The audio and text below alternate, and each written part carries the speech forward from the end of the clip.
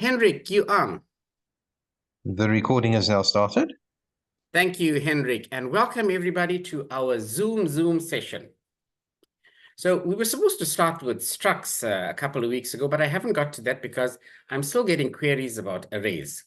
So now I thought about, listen, let me give you another strategy on how to tackle, understanding arrays. Okay, Henrik? Henrik, Moses, you cool with that? Or do you have any specific questions for me? It's all fine from my side, Mr. Governor. Great. Okay, so let me start with the screen share. Right, so tell me, Henrik, does this look familiar? Exercise 25.1, write a program that does the following. Inputs 10 integers, talks to me. Henrik, Moses, do you see this? Yes, sir. Right. Have you started this question, Henrik? Or attempted it? No. No, okay. No, Moses? I saw it in passing. That's fine. I'm gonna do it with you now. Moses? No, I haven't started it. Okay, that's fine, right? So here's the question, and this is another strategy in terms of how you're going to tackle learning or understanding what programming is all about, especially with a data structure like arrays. All right, so the question is, write a program that does the following. Inputs 10 integers into an array. So an array, like we said a couple of weeks ago, an array is a data structure. All the elements are the same. We access the array by means of its subscript, and the array is finite. So when I say finite, it has a definite starting point, a definite ending point. There's 10 integers. If that's what I'm going to say, 10 integers, it's going to remain the entire program, 10 integers, right? And here it says inputs the array and reports whether it appears in the array or not. So from that statement, you are able to determine the processing part. I told you in programming, there's input, processing, and Moses? Input, processing, and? Correct. There's only three things there, right? So here's the input part, and the processing part determines whether it appears in the array or not, and then it says yes, it appears, or it doesn't appear. Then they also have another processing part, Moses. It says determines what the smallest element in the array is and displays it. So now I must go through the entire array and I must pull out the smallest element. This looks familiar, Moses, Henrik. I think we did this a couple of weeks ago. Do you recall this, Moses?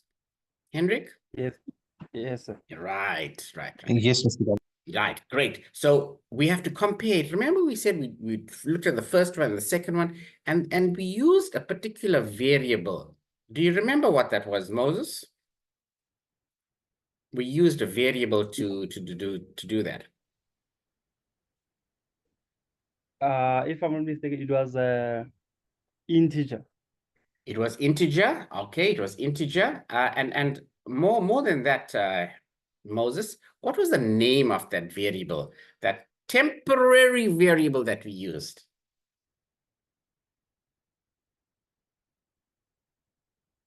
I gave you a hint. I might have. Yes, please. Yeah, I gave you a hint. We used a temporary variable to determine numbers, and then when we swapped it around, Yep. Anybody can help?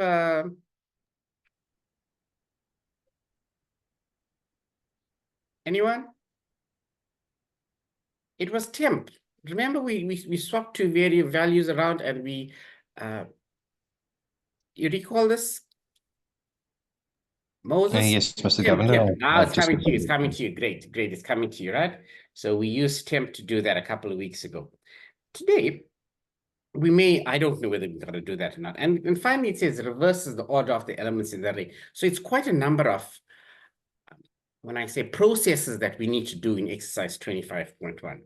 But just to whet your appetite, let's run the program. So I've taken the liberty. So before my lesson, I had to prep. I typed all this out. Henrik, Moses, do you believe that I typed this entire program? No, sir. Oh, man. Okay, what do you think I would have done? I would have copied and pasted, man. Come on, right? We all know what I do, right? So I would have copied and pasted from the study guide. We have the solutions, but I'm going to now explain to you how we get to this, right? Let's see what this is all about. So let me go and run this program. Let's run this program. Let's go and build and run the program. And let's see what they wanted us to do. So it says, please enter in 5 integers. There's the first part. Moses, what is this? When I say please enter in something. Is it input processing or output, Moses? Then input processing. Correct. It's input, right? We got to put things in, right? So here we go. It says enter in 5 integers. So I want you to get to grasp what is it that I need you to basically do at the end of it all. And in order to do something, I got to put values in there. So let's just take 5 values, 6, 3, 8, 2, and 9, right? So this is where it says, please enter in 5 integers, and it abides by the first part of it, right? So it says, the question there was, inputs, okay, it says 10 integers. It's a lot. I just reduced it to 5. Okay, I'll show you how it's done. And this also kind of links in with what I told you about the definition of an array is. Instead of 10 integers, I'm just doing 5, okay, for now. Because otherwise I'll be running 10 all the time. And there we go. So running in 10, press enter. It says, please enter in an integer. So I'm going to enter in an integer that I know appears in there because the question says, determines whether an element that I enter in is actually in that array. So Moses, give me an integer that you can see on the screen from 6, 3, 8, 2, 9. 3. Okay, so element 3. So Moses does, you know for a fact that it appears in there, right? Yes, 3 appears in the array. Okay, let's not worry about the rest part. Right? The smallest element in the array is 2, which is true, and the array reversed is that. So now let's get to grips with what this process. Can you see there's 3 processes here, Moses? 1, we have to determine whether the number you entered in exists. 2, it wanted the smallest element, and 3 is the reversed element. Now, when you're starting off programming, it's always nice to take bite-sized pieces of the program or bite-sized pieces of the question. There's 3 parts to it. Let's break it up into the 3 parts and 3 processes and see how it was done. So let's go to the main program. So here's the main program. I have the question and I have the solution, and I want to get to grasp what this programmer, somebody else wrote it, right? The lecturers at UNISA, they wrote it, and we need to now understand what's going on. Because in the real world, that's what happens. We are looking at somebody else's program, and we need to determine what's going on so that we can internalize it, and thereafter, we can write our own program. So we start with the main. Let's look at the main. There we go, main man in line number 47. It says int array n, right? So we declared, n was declared as a global variable. There's a nice word, global variable. Moses, Hendrik, what do you understand by the word global variable? Mr. Governor? Yeah. From what I understand, a global variable can be used elsewhere in different other functions. Global, right? Like the word global, correct. Global it's throughout, it's all over the shore, right? And there's it, it's declared right on the top. There's it declared right on the top in line number 5. Can you see that, Moses? Yes, sir. All right, so n is declared. Now, if it's declared on the top, and it's also quite special because it's declared to be a constant value.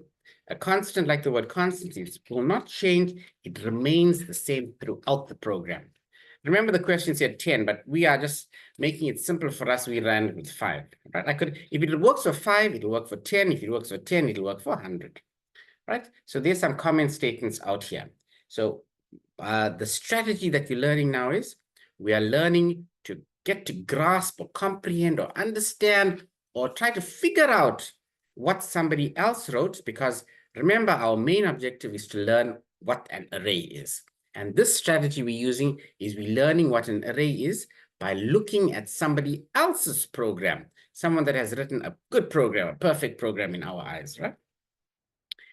Right, so we're reading it and we're understanding it. We're reading it from the main program. So now I know in line number 49, this array has been declared to have 5 elements. Then I look at, okay, in line number 50, we declare variables. We declare number and we declare smallest element. Because remember, they told us that they want us to determine what's the smallest element. But when you're starting out to write a program, you don't necessarily have to start declaring it.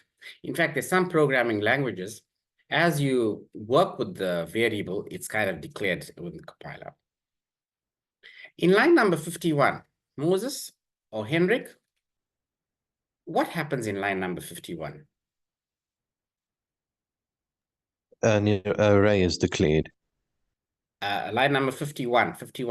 Yes, there's an array that's declared, yeah. And what does the word before that array, the word array? What does that to you? What does it mean? If you have to tell someone else what's happening? Well, yeah. It's the title of your array. Your array is called input array. Okay, is my we must use, we are becoming computer literate now, right, Henrik? So we want to talk and we want to express ourselves such that we're going to tell our 5-year-old or a 10-year-old person, teenager or whatever, what's happening in line number 51. Line number 51, you said you use a correct word array out there. I've given you another hint. Array name. Yeah, array name. Okay. Yes, Moses. Anybody else? Or Henrik, go ahead. No, Mr. Governor, that's about the closest I can get to the arrays. I want to extract it from you, right? Let's see how good a tutor I am, right? So here we go. In line number 51, you told me there's something happening with the array out there, right? Moses and Henrik, do you agree with that? Yes, indeed. Right. Now, watch this now, right? I'm going to go somewhere up on the top there.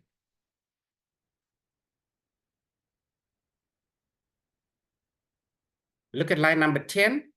Look at line number 51. You must remember you are reading or trying to interpret somebody else's program. So the array is actually being called. Perfect. See, I told you I'm a good tutor, right? I think I'm excellent. I extracted that from you, Henrik, right? So the array is being called. Yeah, well, that's the array, the function actually, right? The function or a procedure, you want to call it. Or you can say, you know, we don't know how this works. We're asking somebody else to input elements into the array, right? That's the whole purpose of modular programming, where we know that we got to input elements into the array and it's written somewhere far away, it's written on the top there. Oh, line number 10. So in line number 10, 11, 12, 13, 14, 15 is where we enter in values into the array. Okay, great. Moses, you saw that, Moses? Yes, I saw that. Right, so let's go on reading. So in line number 52, it says, please enter an integer, right? So if we wanted, we could have said, please enter an integer that you want to determine whether it's in the array or not, right? Then it's got C in an integer. Now, look at this statement. In line number 54, there's an if statement taking place. Now, in programming, one of the concepts that you need to learn is selection. You do assignment, you do selection, you do looping, something that's done over and over and over. And in this case, it's a decision being made, right? Selection or decision making. That's what happens in programming. So if you know the fundamentals of what's going on and you're looking at somebody's program, you can say, hey, this person is now making a decision. He's taking a decision and he's saying, does this element that you have entered in, Moses has asked me to enter in 3, does it appear in the array?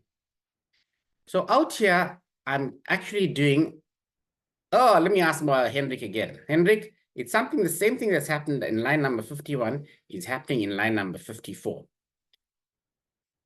Henrik?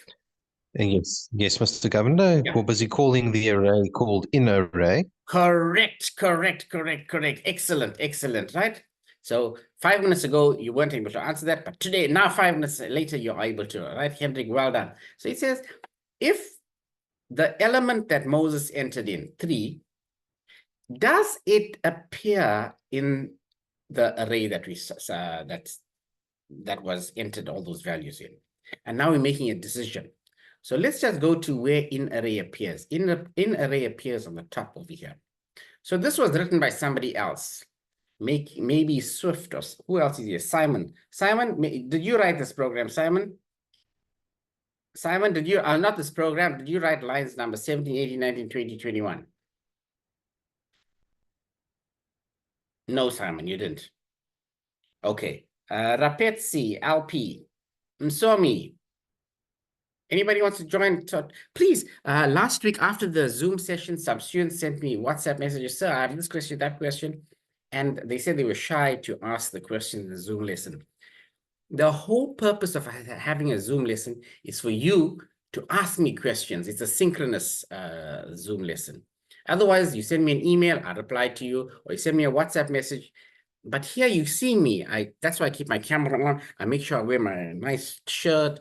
I have a shave in the morning. I get up early so that you see me, you talk. I'm trying to take the distance out of distance learning. Right. So here we go in lines number 17, 18, 19, 20, 21. That's another function. And guess what? Remember I told you in programming, decisions need to be made. I told you there's assignment statements, there's decisions or selections, and there's looping. There's the decision. And this is another type of, you know how we have int, char, string. Bool is also a type where we're picking up that a decision was made inside this function. So here we go, I'm narrating a story. So if I just tell you, once upon a time, we had exercise 25.1 from the study guide. And in exercise 25.1, they wanted us to enter values into an array, and they wanted us to determine whether a particular element is in that array. And that's what's happening in this thing here. Now, we don't have to go and learn all of that. All we got to do is, we're reading it and it says, in line number 54, a decision was made. We passed across a parameter, and we passed across the entire array. Right? Remember a couple of weeks ago, Moses and Hendrik, I was talking to you about passing array as parameters, and we were talking about reference parameters and value parameters. And we also spoke about the definition of an array. An array is a variable that stores 5, 10, 20, whatever elements, a number of elements, and we're passing that across. There's it seeing it in action over here. In line number 54, we pass across the entire data structure. We pass across the entire array, and we pass across number 3. And if it is true, it displays in line number 54, yes, that number appears in the array. Otherwise, okay, if it's not true, it's false. And that's what happens out here in this little bit of the array. All it says is if that value that you passed across of 3, and it runs through all the elements of the array. There we go. Look at number 19. We'll come back to that. There's a for loop there. And that highlights the definition of an array. Okay. Let's go on. Let's come down. So we're reading this in lines number 54, 55, 56, 57, 58, 57, sorry. Works out, if I had to tell you this is a selection, and it says those things appear in there. Now in line number 60 now goes and works out according to the question. The question says what the question is. There's the question. 1, 2, 3, the third part of the processing, Moses. Read that for me, Moses. Which one? Exercise 25.1, the third process. Okay, determines what the smallest element in the array is and displays it. Correct. So, Moses, you are actually giving me a third process to do. So if it's a third process, let's look at the function. And we're calling up a function. So let's look at it like this by means of what a function is supposed to do. A function is basically a mini program that does one thing and one thing only. In this case, it's determining the smallest element. Okay, Moses? So I'm going to ask Hendrik this question. Hendrik, tell me in simple terms, what's happening in line number 60?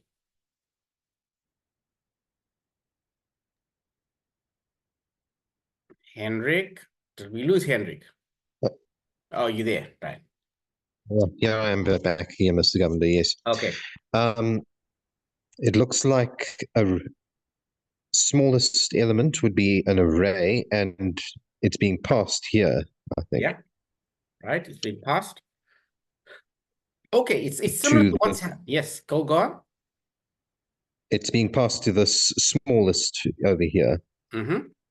Aha, right. So this is a function call. This is what's happening out here, right? Just like how you told me out here in line number 51, there was a calling of this mini program input array, mini program, right? Let's use the word mini program. So we're calling it up. Or we're calling our neighbor or we're calling our friend to give us an input or to input the elements into the array.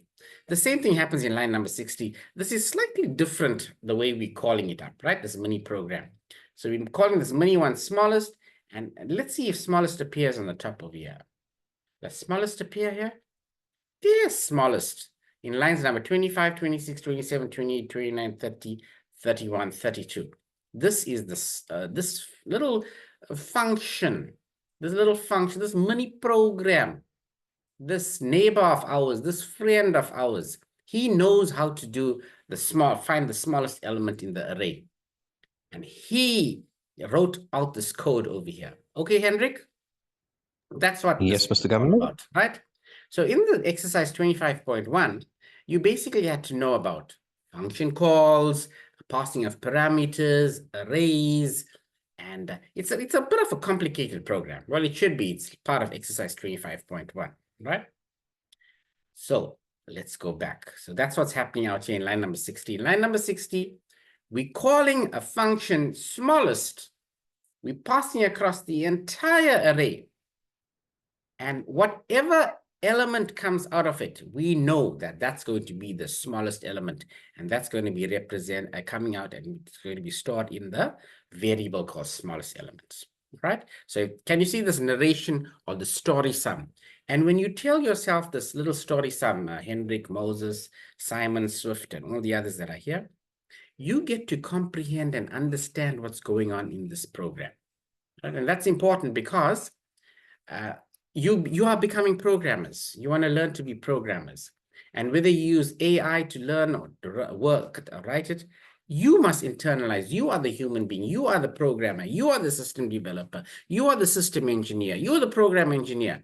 You need to know what's going on, and you need to. After that, once you understand what's going on in the program, you can now go and change it and work out something else. And we're going to find the largest element, and I'm going to show you how easy it is, right? You just change one symbol. And line number 61, Moses, talk to me. What's happening in line number 61 and 62? In line number 61, we display the smallest element in the array. Correct. And remember, I told you, what are the three things that I told you in any program? Any program must have input, processing, and output. Correct. There's the output statement over here. So when you are designing a program or you're reading somebody else's program, that's what you must look for in the program. It's like if you're reading a story or you're watching a movie, in any movie, you'll have the introduction to the movie, what's happening in the characters. And then as you're watching the movie builds up to some, crisis situation that's happening. And then ultimately the movie is kind of, they resolve everything and you get a conclusion to the movie. If you're reading a story, you'll get the introduction, you get the body of the essay and the conclusion. So the same thing happens with programming. We have some input in the program. We have some processing that takes place in the program. Maybe we want to store an element or two, and finally we get the output. Okay, Moses, Hendrik, Simon, everybody? Anybody with a question, query for me? Rapetsi, Msomi, talk to me. You. A one there. Talk to me. Anybody with a question query? No. All right. Yes, No. yes. Go ahead, Henry. Go ahead. Please go. I can't see you all, so just scream out, shout. Go ahead. What's the question? No, I was just saying I was fine, Mr. Governor. Are you So fine? thank you. Okay, great. So, Henrik, keep your mic on. Let's see. Henrik, in line number 64, what's happening in line number 64? There's a function called reverse array that's being passed an array. Okay. So we're calling this mini program. Somebody else knows how to do it, right? Someone else, maybe Moses knows how to reverse an array. And we are asking him, listen here, Moses, go and do this for me, right? A function called a reverse array. And well, actually, it's kind of a procedure because a function by definition should only give us one value coming out at the end of it all, like what happens in smallest. But colloquially, we kind of interchange words. So Hendrik is quite correct. We are calling this mini program reverse array. We don't know how to do it, but somebody else wrote the program, and there's it written out here, Hendrik, in lines number 34, 35, 36, 37, 38. Right? So someone else wrote this program. There's it out here written, right? Reverse the array. Okay. And guess what, Nice. Henry? They are using SWAP. They're using another library function, right? Swap. Remember a couple of weeks ago, we went and wrote out those lines, temporary variable, temp, and all of that. So all this does is it swaps the elements around, right? We're using swap, and you won't find swap around here. Is swap written out there in the top? No, swap is not fine. I can't find swap, right? So I know this because I've done programming some couple of years now, and I'm not going to find swap in here. I'm not going to find swap on the top because swap is a library function, it's a built-in function. And this kind of, talks to us about this concept of object-oriented programming and modular programming and using library functions and working not from scratch, starting brand new. We are building on what other people have done, right? So somebody else wrote this program swap, and we are using it, right? A mini program swap. And all we do is we tell them, listen, swap these two elements around. But we know, right, Hendrik and Moses, we know that in order to swap two elements, we've got to store the element in a temporary variable called temp, or whatever it is, and we pass it across. Then finally, oh, there we go. Moses, talk to me. What's happening in line number 65? In line number 65, you are displaying the reversed array is. Right. We're actually displaying only a string. We're just displaying a string, right? Let's become more computer literate and more, talk like the lingo of a programmer, right? So we're displaying it to the console. We're saying the word reversed array is, right? And again, Moses, input, processing, and Output. Right. See, we got to look for that. Just like if you're reading a composition or an essay, you look for input, processing, and output. And if you're a postgraduate student and you are doing research, you look for the abstract, the introduction, what literature review that they did, what methodology that they used, what are the results, the discussion of the results, what are the limitations to the study, what is the future. Okay, I'm getting ahead of myself now, right? Any of you doing your master's or your honors and PhD, that's what you'll be talking about, right? So in this case, we're not talking about research here or research methodology or writing a proposal. We're talking about a program. And like Moses properly or correctly pointed out, we have input, processing, and Moses. And Output, sir. Yes, right. Hendrik, in line number 66, what's happening in line number 66, Hendrik? There's a function output array that's being passed the whole array. All right. So yes, so the whole array is being given to this mini program or this alien or this friend or this neighbor or whoever you want to call him. And he's going to simply output the array for me. And where does that happen? What line number does it happen, Hendrik? Which line number is that in? Number 40. Yeah, that's the 40, 41, 42, 43, 44, 45, 46. Right? That's the whole part where this mini program, right? And this mini, like we use the word, we can call it a procedure, right? It's a procedure that's happening out there. Generally, we'll use the word function if some mathematical operation took place, like addition, subtraction, or we determined one particular value that came out, right? So that's what's happening there. And inside there, we used a loop, which I did a couple of weeks ago. If you watch my previous videos, you'll see that we used a loop to display elements in the array. Right? And you have to use a for loop. And I think you kind of know now why we start from 0. And that's basically what happens in exercise 25.1. So let's go back to the question now, right? The question says, write a program. Sometimes they could have said write a C++ program, but you know the only language you're using is C++. That inputs 10 elements. Okay, now in my case, it was 5. If I want to change that to 10, all I got to do is go to the top where it says constant, n is equal to 10, right? Then it said, let's look at the question again. Question said, inputs 10 integers into the array. So if this was in 10 integers, I need to have a function called input. So now I'm going to make some notes on this thing, right? I'm going to make some notes. Let me go and edit this thingy-majig, and let me insert a little comment there, right? So I've got to say, add content, add text, right? So that's out there on the top there. Okay, let's just do it like this. Let's put in a comment. Edit, home. There it is. Close that. Right? So I'm going to say, I need a procedure to input. And let's not use the word input. Let's enter values or elements into the array. All right, so that is one. Oops.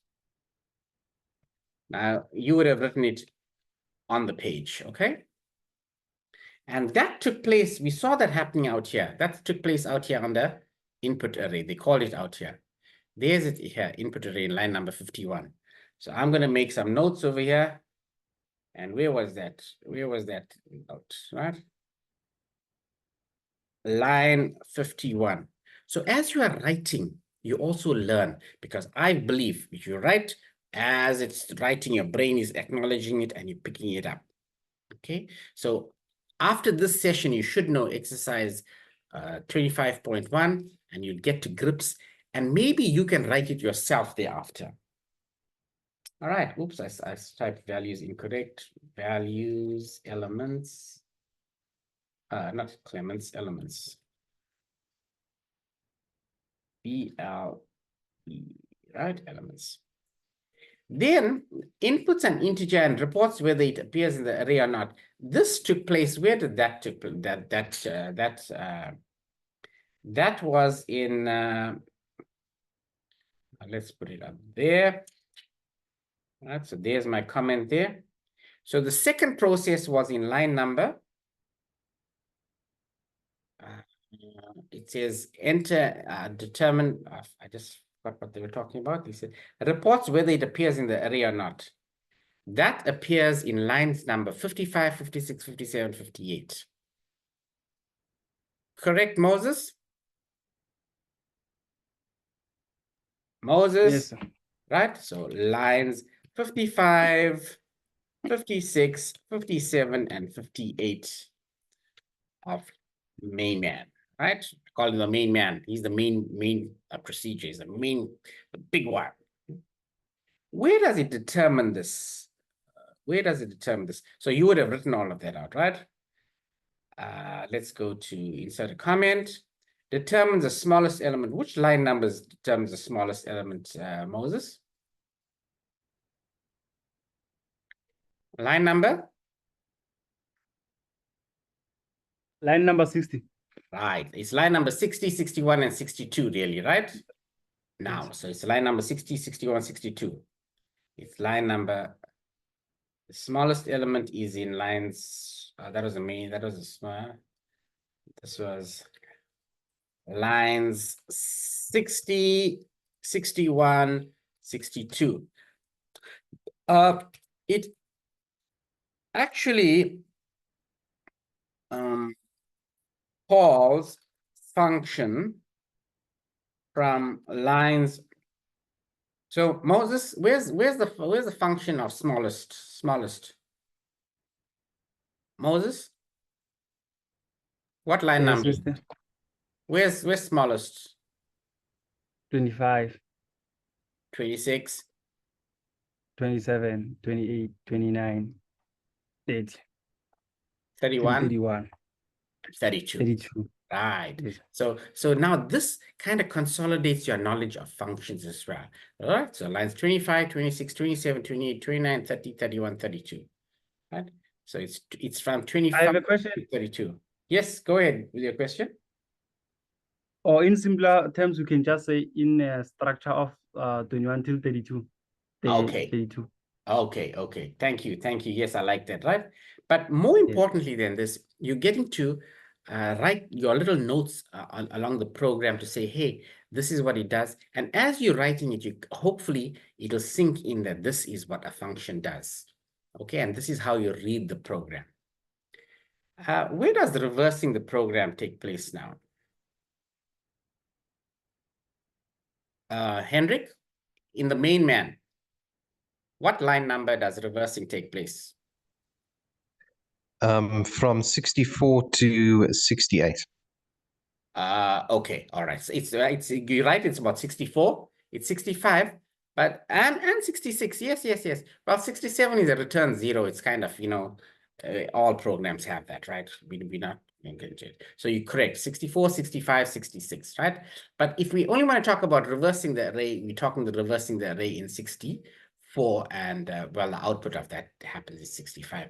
Output array, we could have used it on the top as well. We could have called output array on the top over here, and it would have done it as well, right? So it's not really, Hendrik, part of the reverse array, right? You get to, you understand where I'm coming from, right?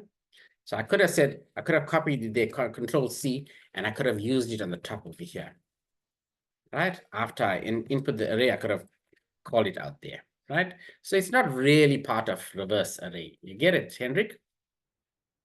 Okay, Yeah, I think I'm so, just Mr. being Governor. technical. I'm just being technical. It's a Saturday afternoon now. I just want to show you a little bit extra, right? Okay, so there we go. So reverse array. And Hendrik, if I want to be more technical, where do I find this procedure reverse array? Where is it in the main? And the entire thing is from line numbers? 34 to 38. Correct. 34, 35, 36, 37, 38. Now, if I want to get a little more technical with you, Hendrik, and I want to ask you some more questions about this reverse. Reverse is using something called SWAP. What is SWAP? Swap, it would be a library function. Yeah, it's a library function. It's from the library, we're going to think of the library, how we want to borrow a book. We go to the library and we go find fiction, non-fiction, and it's there. So the same thing happens in line number 37. If you look, Henry, I can't find it anywhere over here. It's not here. It's not here. It's not in this program at all. It's inside. It's somewhere else. It's in the library somewhere there, right? And we can use that because we're saying include IO stream and using namespace. By the way, that's what the new namespace is. If I don't have using namespace, then I can't have C out like that. I gotta have STD and all that goes with it. Okay? So I've spent 40 minutes right now on only explaining what this program does.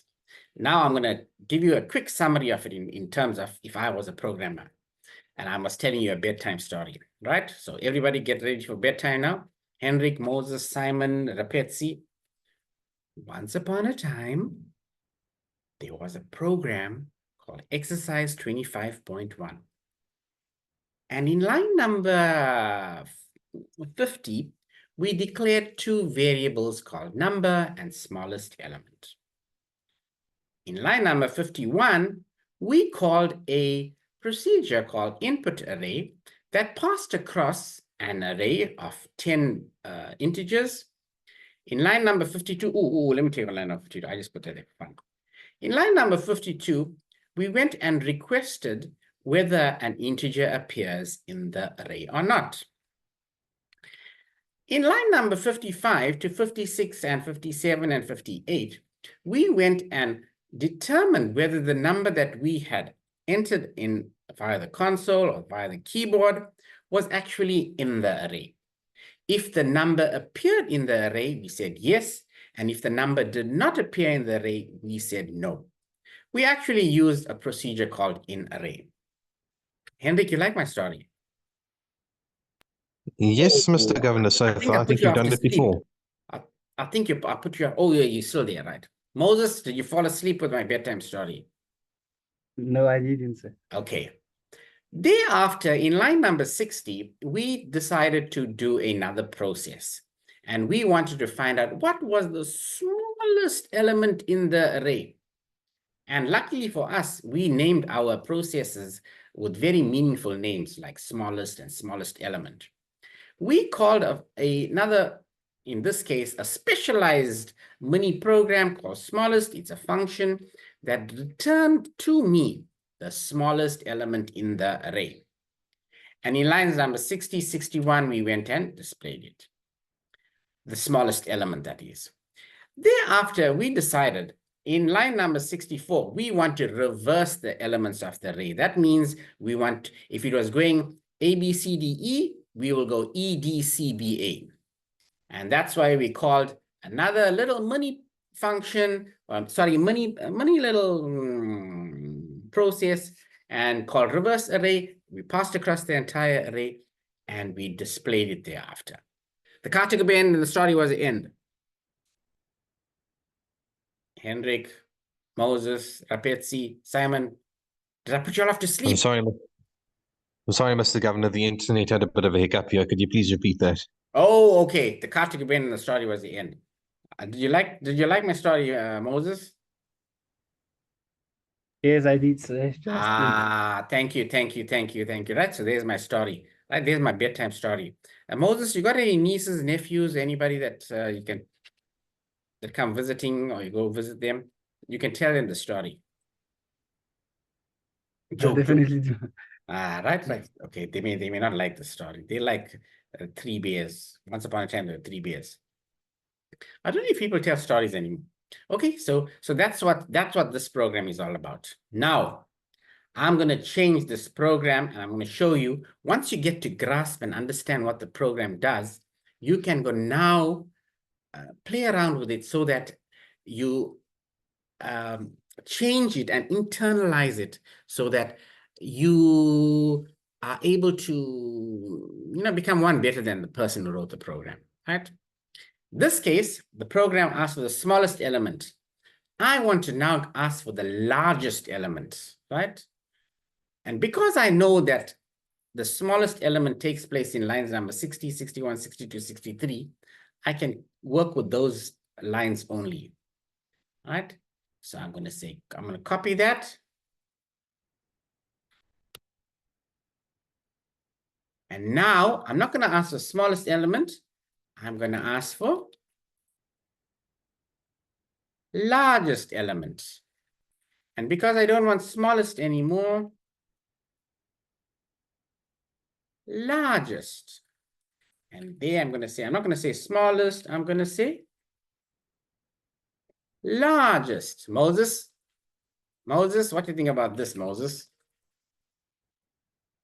Which one, sir? Right? Just hang 10 with me. I'm going to show you how easy programming becomes, right? So we know how to calculate the smallest. We can calculate the largest. Let's go to the top here where they did it on the top. We know that it happens in somewhere in the lines here.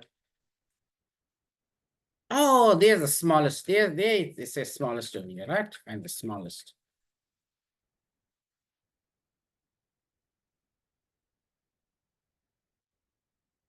Oops, what happened there? Right. Thank God for undo. Copy. Control V paste.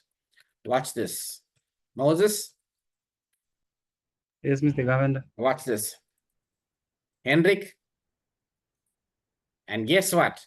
I only change one thing over there. Instead of the less than sign, I make it the greater than sign.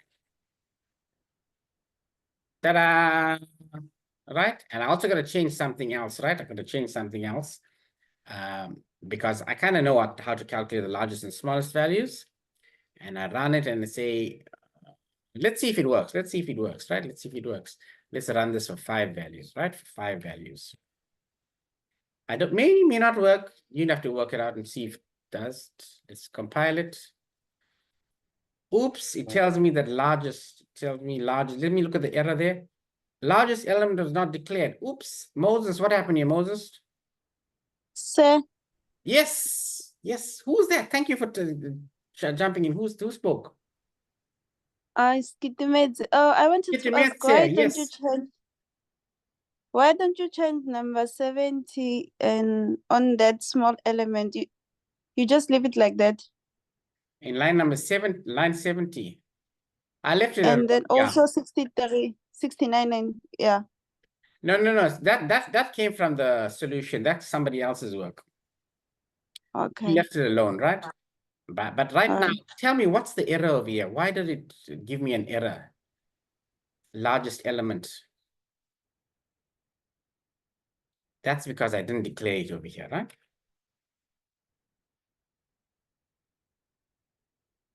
Largest, right? That's the story there, right? So I used a variable that I did not declare. Let's go compile again.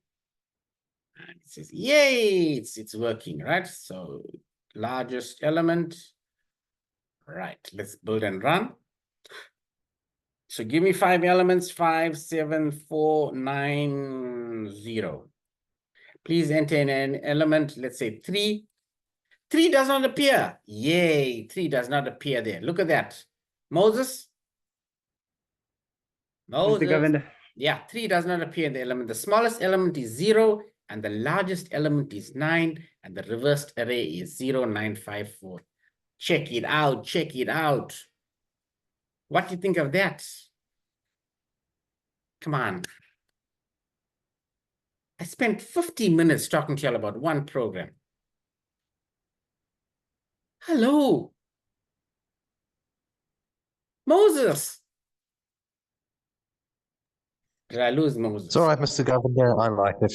You like it. Okay, thank you. Thank you, right? So this is how you get to grasp programming, get to learn programming. Right? Ketamitsu, thank you. You spoke about Rapetsi. Ask me a question. Simon, Swift, come on. Right, let's stop sharing. Hello, come on, talk to me now. Let's round the lesson up. Right? Talk to me. Yep. Talk to me. Let's see. Anybody? Yes, Hendrik. Anything in particular, Mr. Governor, you'd like us to talk about? Anything. Tell me the Okay, so you're program. What did we do? Let's summarize. Let's internalize what you did today. Well, you gave us a bit of a refresher on functions and calling them, Yes. a little bit of a reminder on arrays, Yes. and other than that, it was reasonably easy, I think. Ah, I'm glad. I'm glad. So now for you to consolidate this information, Hendrik, you need to go and do it by yourself, right? Because whatever I showed you now, if you take the program and you work with it, you will remember all these things. All this comes to me, and then you can also watch my video again. Okay? Okay. Okay. Yeah, Right, things Hendrik? are Yeah. okay. So go over lesson 25. And if you're having difficulty with lesson 25, go to lesson 24. If you see that, listen, there was a problem with functions, what was going on, let's do that again and we start and you come back to the lesson. Okay, Hendrik? Yes, Mr. Governor. Right, oh, great. Moses, what did we do? Tell me in your own words. What did we do, Moses, for the last 15 minutes? And the last minutes, we got to read the program from the exercise 25.1. Then you got to summarize it for us in simpler terms, and we got to you got to show us how to reverse, like from smallest to the largest and to the largest to the small, and yeah. Okay, great. So what are you going to do now in the next hour or so, Moses? You'll take a short break and then you come back to it. What will you do? I'm gonna rewatch the video and I'm gonna redo it myself to see how. Yes, good. You must do it again, right? You must do it again. Yes. Okay, right. So I'll copy and paste this and put this in our. Can I ask a question? Yeah. Go ahead, please do. During exam, since we'll be writing the exam in October, if I'm not mistaken. Yeah. When we write, will we be able to open code blocks, or how is it gonna be? Right. Okay, good. So I don't know what's going to happen at the end of the year, but I can tell you what happened last year and the year before. They allowed you to use code blocks. Okay. Last year, they allowed you to use code blocks. So if you have code blocks running, that'll help you as well. That's why if you notice the way I structure my tutorials is that based on what happened the year before, and they gave you a program. You have to understand what's going on. You need to go and modify it. In my case, I modified it so that it was the largest value. And I don't know what's coming out at the end of the year, but I can have a calculated guess and say that they're going to give you some lines of code. They're going to give you, let's call it snippets of code, and you have to work out what's happening in there. And it'll be nice if you tell yourself a little story sum. You say, line number 1, this is happening, line number 2. So as you're talking to yourself, the program kind of, you assimilate and you get the program into your brain and you understand what's going on. And then you display, work it out, right? Can you say maybe it will be kind of like assignment 2? Something of that nature. Like I said, Moses, it's because this is being recorded, I don't want to put my name on the block where I say here I had the block, kind of say, yeah, it's going to be like assignment 2. I don't set the exam papers, so I don't know, right? And it's a good thing too, because if I set the exam papers, I'm so kind, I'll probably just go through it. It says hot tips. That's what's the case. But I can tell you for a fact, arrays must come out in the exam. They must test you on, because the way an examiner sets a paper, they set it such that if arrays was in the study guide, they're going to test you on arrays. If a loop was there, they're going to test you on a loop, right? I know that for a fact. They don't have to test you on everything. They don't have to test you on, let's say, the while loop. But if they test you on the for loop, then it's taken for granted as an examiner that the student should know what's going on in a while loop. If they test you on 2-dimensional arrays, they don't have to test you on 1-dimensional arrays because you should know what is happening in it. 1-dimensional array, if you can answer a question on a 2-dimensional array. Obviously, if you can't answer a question on a 2-dimensional array, then you can't answer what's happening in a 1-dimensional array, right? Yes. Okay, Moses, but we'll work towards that as say September, October for exam purposes and exam questions. For now, we're just trying to grasp concepts, right? That's the way I tackle my lesson. The concept of an array, the concept of a program as input, processing, and output. A programming exercise, you take a big program and you make it into small little chunks and you answer it, right? In fact, this exercise 25.1, they had input the array, processing, and not just one process, Moses, they had finding whether an element appears in the array or not, reversing the elements of the array, finding the smallest element of the array. And I went and complicated it towards the end. I went and find the largest element in the array, okay? So, yeah. All right, Moses, but we'll get to the exams. For now, just concentrate on passing the assessments, assessment 1, 2, and 3, and getting your exam admission, and then we'll talk about it later on. Okay. Yes, thank you, sir. You're welcome, Moses. I got 2 more minutes. Anybody else with a question? Come on, only the 2 guys are talking. It was nice to hear from, who spoke? Ketumetsu. Did I pronounce your name correctly? Come on. Mo. Come on, talk. Don't be shy. It's all our classes. All of us are students. All of us are learning. Well, I'm not a student, but I'm your teacher, yeah? Mo, hello, sir. Hello, Mo. Yes, Mo. Type it out quickly. You got a minute left.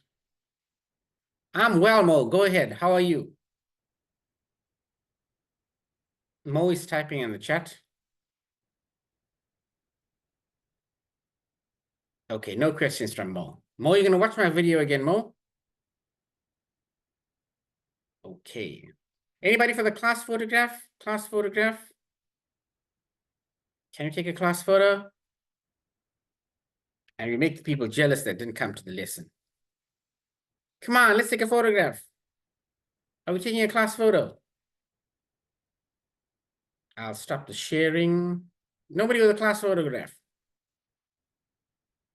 Mo, do you have a question for me, Mo? Okay, you can WhatsApp it to me, Mo.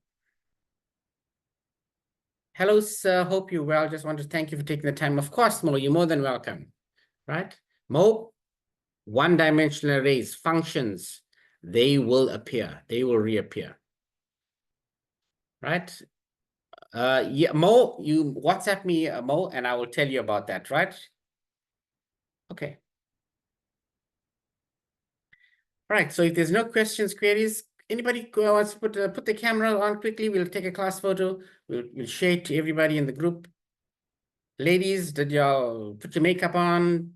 See, I had a haircut. Not that I have to have a haircut. Anybody, come on. Nobody wants to put their camera on. Okay, then I'm going to put my camera off then. Right.